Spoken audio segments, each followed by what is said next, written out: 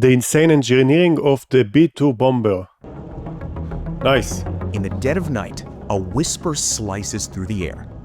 Unseen and unheard, it penetrates the world's most sophisticated air defenses.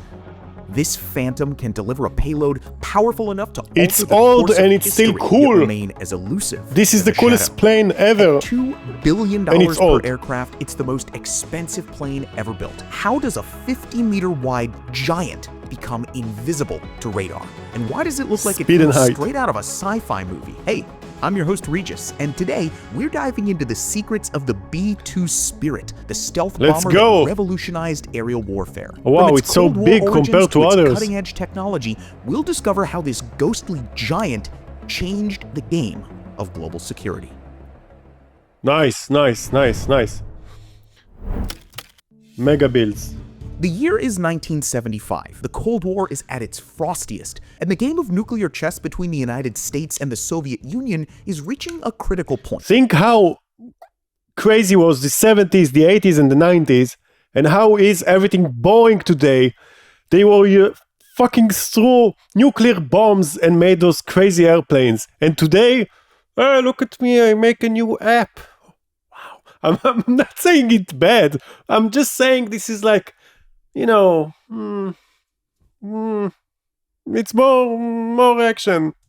Picture this: squadrons of massive B-52 bombers poised on alert at strategic air bases, each loaded with enough firepower to level entire cities. These massive aircraft were constantly kept flying or on high alert, ready to get airborne at a moment's notice, forming a critical part of America's nuclear deterrent. Flying out of Shepherd Air Force Base in Texas, Shepherd. the routes varied by year, but in general, there were routes that went to positions over the Canadian Arctic, Alaska, Greenland, and the Mediterranean Sea. But there's a problem. The Soviets have been busy. They've developed Of course air they defense are. systems so advanced that they could swap these flying fortresses out of the sky They like caught flies. few As pilots, one Air like Force general put spy it, pilots. sending B-52s into Soviet airspace would be like throwing a rock at a hornet's nest while wearing a bright red target on your chest. Well, yeah.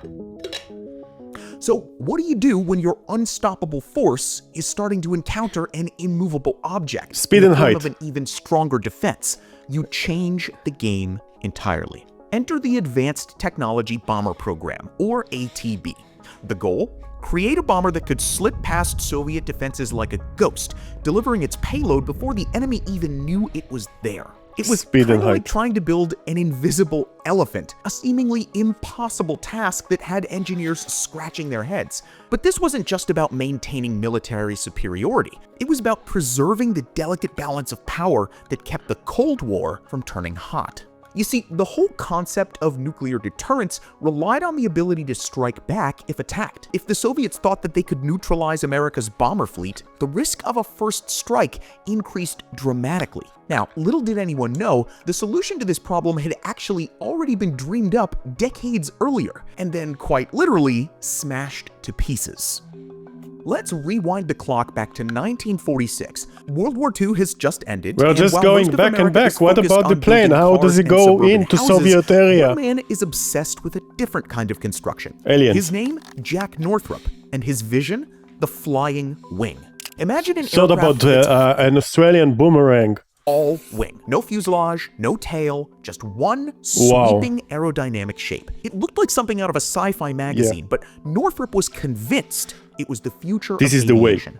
In 1947, Northrop's dream actually This took flight is what in the this is the shit. This is what I'm talking about. This is like alien shit. form of the YB-49, a massive jet-powered flying wing with a 50-meter wingspan. It was very ahead of its time, but there was a problem. Without modern computers to help control it, the YB-49 was about as stable as a unicycle on a tightrope. The Air Force wasn't impressed, and in a decision that must have felt like a gut punch to Northrop, they ordered all YB-49s destroyed in 1949. Yeah, you heard me right. These flying wings were all destroyed, which gives you an insight Why they made so many just in the beginning? What a waste. into the aggressive research and development approach of the United States Department of Defense. But here's where things get interesting. Let's fast forward again back to 1978. The Air Force initiates the ATB program, looking for a bomber that can penetrate ATB wasn't like a band or something in the 90s? the most heavily defended airspace undetected. And who wins the contract? Well, none other than Northrop Corporation. It's like the Flying Wing rose from the ashes, ready for its second act. This time armed with decades of technological advancement and a blank check from the US government, Northrop was poised to turn the impossible into reality. But how exactly do you make a 100-ton aircraft with a wingspan that's as wide as a football field invisible to radar? Well, that's where things get really interesting.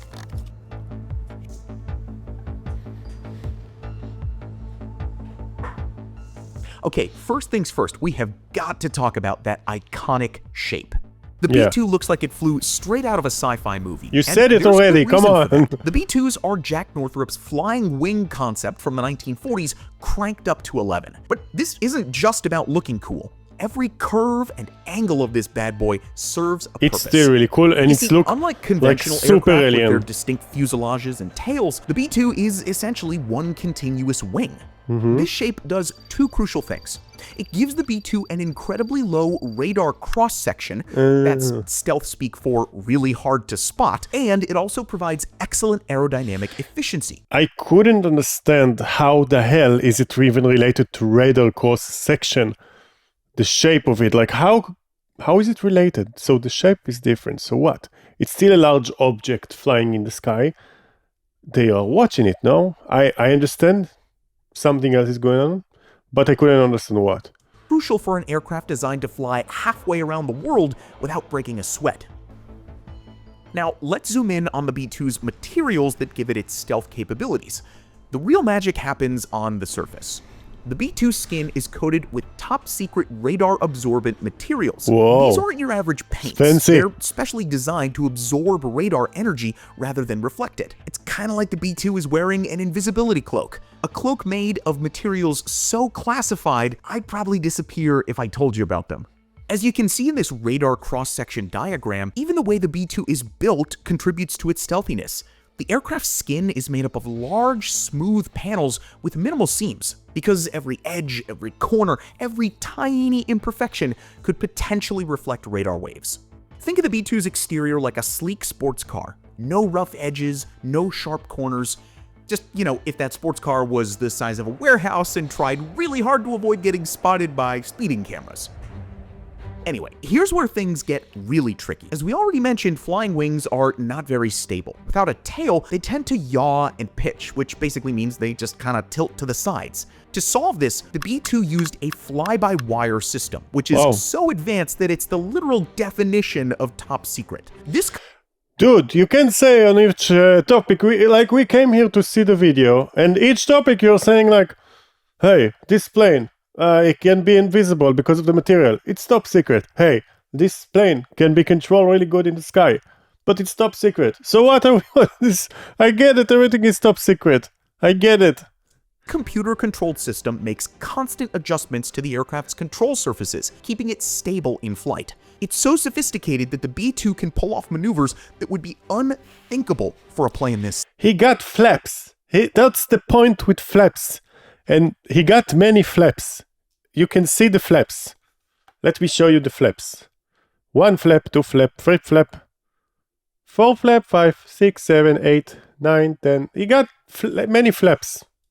Size. Imagine you're a radar operator and suddenly your screen just goes blank. Well, that's the spirit in action. The B-2 packs 4 General Electric F-118 GE100 turbofans, but good luck spotting them. These things are buried deep within the aircraft's body, with the intakes cleverly hidden on top of the wing. Why? Well, because nothing says, hey, I'm a plane, quite like a radar beam bouncing off a this shiny shape is engine so fan beautiful. blade. The exhaust is cooled and spread over a wide area at the rear of the aircraft, minimizing its infrared signature. It's kind of like the B-2 is tiptoeing through the sky, trying not to leave any footprints. The airframe is made primarily of carbon graphite Fiberglass, graphite, aluminum, and titanium. Wow. composite materials. This makes it Lightweight, really strong, expensive. and about as radar transparent as you can get without being physically invisible. The aircraft was built in separate sections, then assembled with the precision of a Swiss watchmaker. One tiny misalignment and boom, suddenly you've got a multi-billion-dollar radar reflector instead of a stealth bomber. When the B-2 was finally unveiled on November 22nd, 1988, it was kind of like showing the world a glimpse of the future. As it rolled out of its hangar, you can almost hear the collective jaws hitting the floor. This was an aircraft that looked like it had been beamed down from a sci-fi movie, ready to rewrite the rules of aerial warfare. The technological array packed into this flying wonder was nothing short of awe-inspiring. With over 130 onboard computers controlling every element of the aircraft, the B-2 wasn't just ahead of its time, it was in a time of its own. It combined a variety of techniques to achieve its near invisibility. Its shape-confused radar, its not time of its own. It wasn't a time like of the Soviet Union vs like America, the Cold War, and spy planes and UFOs. And this is the puke of it. This cool beast. Materials absorbed radar energy, and its electronic countermeasures jammed enemy detection systems. This graph dramatically illustrates the B-2's radar signature compared to conventional aircraft. The result? An aircraft with a radar cross-section 1,000 times smaller than that of the B-52, which on a radar screen would be kind of like trying to spot a pigeon.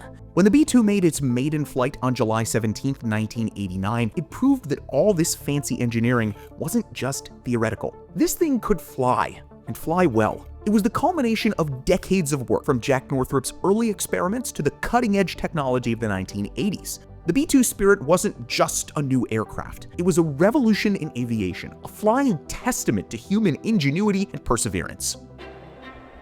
Now, let's talk about the capabilities and performance that this beast has. I wonder, is it like only a spy plane, or can it shoot missiles and throw like a nuclear bomb and all of this shit? Because in addition to stealth, the B-2 Spirit is a highly capable asset made to carry out missions deep in hostile territory.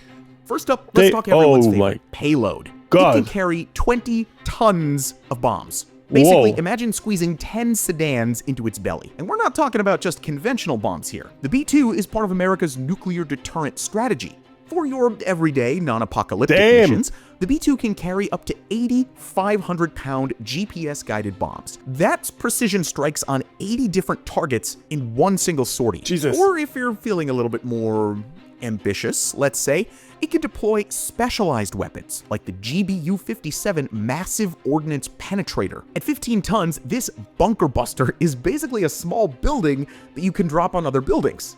Damn it. Like the Air Force's way of saying, we don't care how deep you dig, we can still reach you. But here's where things get really impressive. The B-2's range. On a single tank of gas, this thing can fly over 11,000 kilometers. That's like flying from New York to Moscow and still having enough fuel left to circle the Red Square a few times. Like you can fuel, its range is basically anywhere on Earth. Yes, you can refuel in middle. Uninvited to a party halfway around the world and still leave before anyone notices.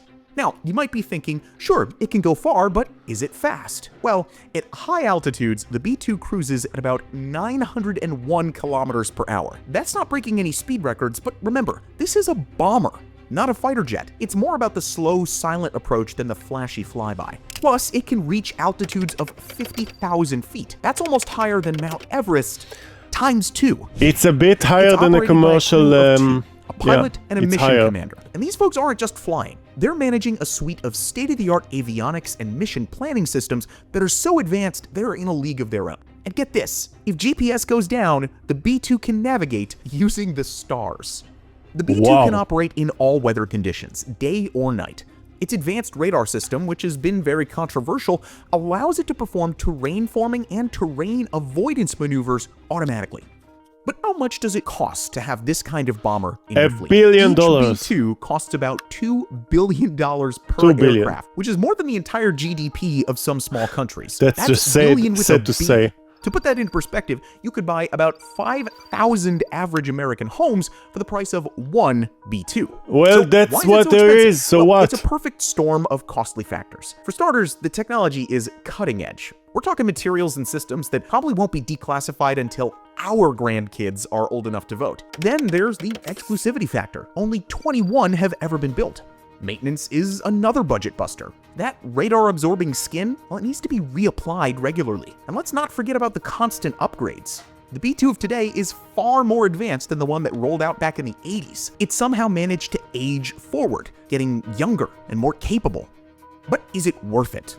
Well, that's the multi-billion-dollar question. Supporters argue that the B-2's unique capabilities justify the cost. After all, how do you put a price tag on the ability to strike anywhere on the Earth without being detected?